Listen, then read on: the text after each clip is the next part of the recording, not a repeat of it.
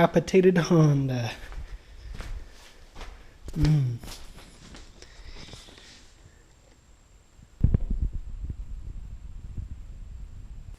let's hope and pray this comes up. There's some kind of residue here. And I've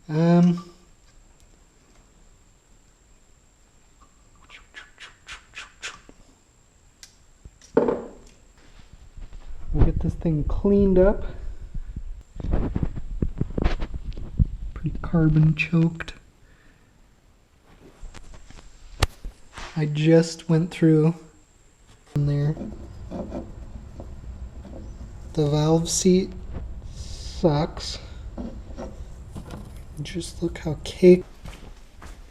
And intake runners are no better. Look at that. I don't know what that shit is.